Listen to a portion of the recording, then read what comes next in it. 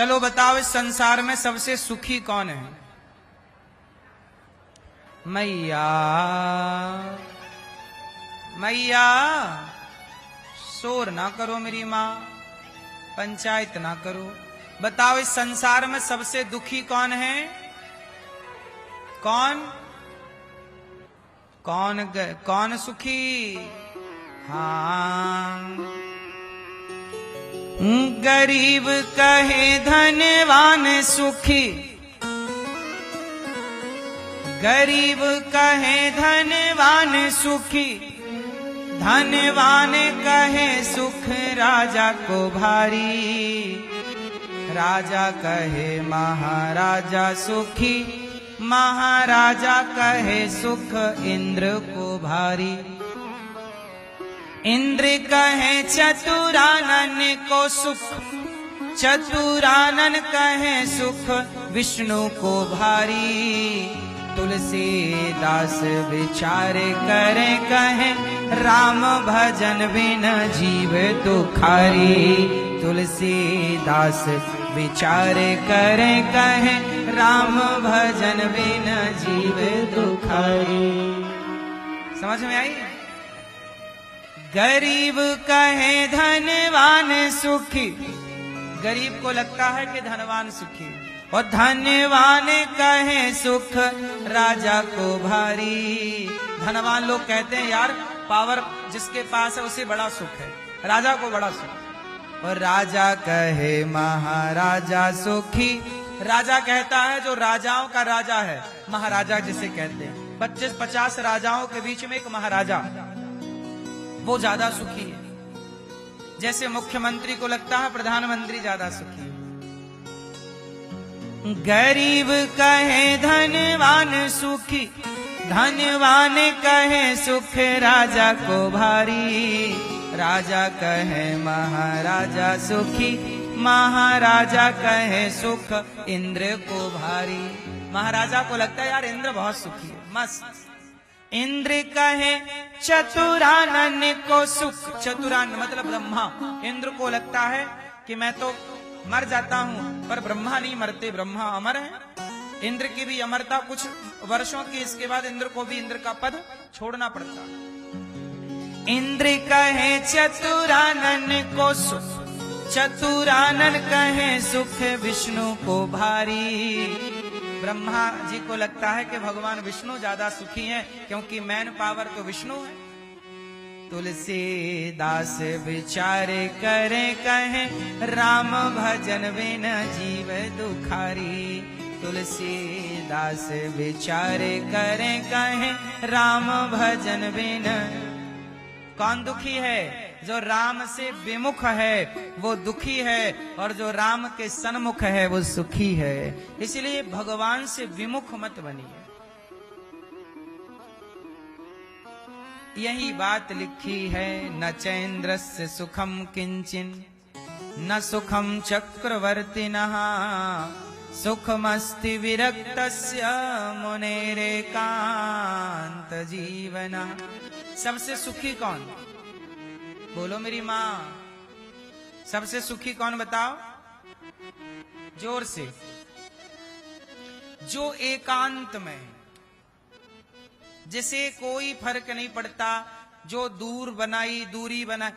देखो समाज के बीच में रहना बहुत टेढ़ा काम है। समाज के बीच में दुखी रहते रहते ना आप दुखी हो ही जाएंगे। कोई ये कहेगा, कोई वो कहेगा। इसलिए मुनेर एकांत, इसलिए साधु संत लोग एकांत में रहते। एकांत, भीड़ भाड़ में नहीं। आप लोग भी थोड़ा एकांत पकड़ो, एकांत रहो, चित्त लगाओ भगवान में। मुनेर एकांत जीवना है। आजकल आपका एकांत किसने भंग किया? एकांत का मतलब ये नहीं कि आप अपना घर बेच के जंगल में घर खरीद लो। आज आपका एकांत किसने भंग किया मुझे बताओ। आजकल आपके एकांत को किसने भंग किया है? जोर से, जोर से। मोबाइल ने। मैं आपको लिखित में दूंगा, आप एक हफ्ते के लिए अपने मोबाइल को अपने से दूर कर दो, अपने आप सुखी हो जाएंगे, अपने आप आपके होठों पे मुस्कान आ जाएगी। आपका मोबाइल आपको परेशान करता है। दिन भर आप मोबाइल पर कुछ ना कुछ देखते हैं, समय वेस्ट करते हैं। इससे बेहतर है कुछ पढ़िए, कुछ पढ़िए मेरी माँ, गीता पढ़िए, रामचरितमानस पढ़िए, कुछ ज्ञान लीजिए। मोबाइल ने आज के सुख चैन को बर्बाद कर रखा है। आप माने ना माने, कितने लोग मेरी बात से सहमत हैं? सुखी जीवन चाहते हो तो मोबाइल से थोड़ा दूरी बनाओ, चलाओ उतना जितने की जरूरत हो। वो बात करने वाला मोबाइल ही सही था मेरी माँ, बात कर लो रख दो। आजकल तो दिन भर मोबाइल, केवल आपका समय खाता है मोबाइल। आपका इतना समय खा जाता है मोबाइल कि आप अपने बच्चों को समय नहीं दे पाते। आप अपनी पत्नी अलग मोबाइल चला रही है, पति अलग से, दोनों एक ही कमरे में है पर दोनों मोबाइल चला रहे हैं। ये नहीं कि थोड़ा बात करें। ये मैया चलाती है मोबाइल, मैया मोबाइल कम चलाओ मेरी माँ। मुंचा ज्ञानम प्रजारूपम मोह तो नरके गति।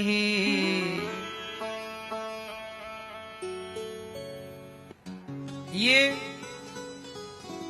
मोह नरक ले जाएगा मेरी माँ। इसलिए पंडित जी ने आत्मदेव जी को समझाया, कहा कि ये तुम पुत्र मोह में पड़े हो, फल दिया। आत्मदेव जी को एक फल दे दिया पंडित जी ने। वो फल पंडित जी ने ले जाके अपनी पत्नी को दिया, धुंधली को।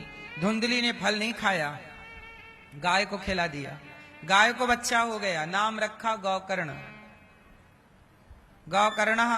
और धुंधकारी उसकी बहन के बेटा हुआ, उसका नाम रखा धुंधकारी। दोनों बड़े हुए, धुंधकारी बड़ा दुष्ट बना। अच्छा एक बात बताएं मेरी माँ, आत्मदेव जी के भाग्य में बेटा नहीं था, बोलो हाँ। पर आत्मदेव जी ने क्या किया?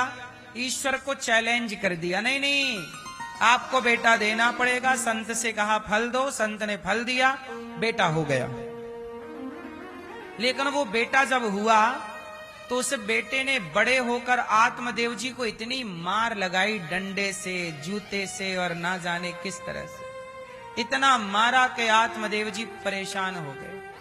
भगवान से कहने लगे कि बेटा नहीं था तो ही अच्छा था। एक बात बताएं मेरी माँ, कुछ चीजें यदि आपके पास नहीं हैं तो आप ये मत कहो कि भगवान तुमने हमें ये क्यों नहीं दिया। ये सोचो कि भगवान ने आपके साथ भला किया, शायद ये चीज होती तो आप परेशान हो जाते। इसलिए ईश्वर ने आप पर हित, आपका हित चाहा और जो जरूरत थी वो दिया, जो जरूरत नहीं थी वो। भगवान के आप दूसरे पहलू को भी तो देखिए।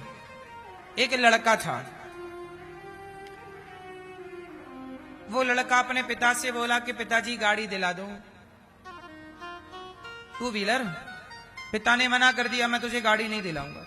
वो बेटा अपने बाप से इतना नाराज हुआ कि बोला नहीं, अब मैं आपको पिता नहीं मानूंगा, आपका सम्मान नहीं करूंगा। अब पिता कैसे समझाए कि बेटा मैं गाड़ी तुझे दिला सकता हूं, पर ये गाड़ी से अभी तेरा भला ना होगा, तो भी चलाएगा, कहीं गिर गिरू जाएगा, हाथ पांव तोड़ लेगा। पर बेटा जिद पकड़ के बैठ गया, नहीं माना। पर बाप है, दे दिया। पिता ने गाड़ी दिलवा दी। अब गाड़ी नई नई शौक में चलाया, ले जाके कहीं ठोक दिया, गिर गया, पांव फ्रैक्चर हो गया, एक्सीडेंट हो गया। अब पड़ा बिस्तर में। तो पिता नहीं दिलवा रहा था, तो पिता ये जान रहा था कि ये चीज आपके लिए गलत है अभी, क्योंकि आप मैच्योर नहीं है, समझदार नहीं है। लेकिन बच्चे को क्या लगा कि पिता तो गलत कर रहा मेरे साथ, मुझे गाड़ी नहीं दिला रहा है। उसी तरह कई बार भगवान कुछ चीजें आपको नहीं देते। जैसे बेटा नहीं दिया किसी को, धन नहीं दिया किसी को, आपको लगा कि भगवान ने मेरे साथ गलत किया, ये क्यों नहीं दिया। शायद वो चीजें आपको ज्यादा हानि पहुंचाती, इसलिए ईश्वर ने ना देकर भी बड़ी कृपा की। क्यों, बात सही है कि गलत है? ना देकर भी ईश्वर ने क्या किया पर कृपा। आत्मदेव जी को बेटा नहीं दिया था तो बड़ी कृपा थी, अब बेटा मिला तो मार रहा, इतना मारा कि आत्मदेव जी रोने लगे, हे विधाता ऐसा पुत्र क्यों दे दिया। कहा कि भाई मना किया था, नहीं दे रहा था, तुम ही उंगली कर रहे थे, ले लो। इसलिए मेरी मां, ईश्वर को चैलेंज मत करो, ईश्वर ने जो दिया है जैसे दिया है स्वीकार करो। आप अपने हिसाब से नहीं कर सकते, आपके हिसाब से कुछ नहीं होता मेरी मां। आपके हिसाब की ना सास मिलेगी ना ससुर, ना पति ना पत्नी, ना बेटा ना बेटी, आपके हिसाब का कुछ नहीं मिलेगा। इसलिए जो जैसा है उसे वैसा स्वीकार करिए और समझिए कि ये मेरे हिसाब का नहीं है, ये ईश्वर ने अपने हिसाब से दिया है। ठीक है प्रभु, जो आपकी इच्छा हम निर्वाह करेंगे, जैसे है निभाएंगे। क्यों? क्योंकि आपके पास ऑप्शन नहीं है। अब आपका बेटा है, जैसा है उसे स्वीकार करना पड़ेगा।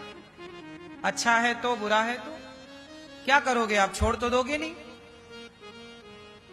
अब पत्नी जैसी है आपकी स्वीकार करना पड़ेगा, अच्छी है बुरी है, पति जैसा भी है, अच्छा है बुरा है, क्या करोगे? इसलिए परमात्मा जो देते हैं उसे स्वीकार करना होता है। यदि आप छोड़कर यहां वहां चले तो ठीक नहीं होता।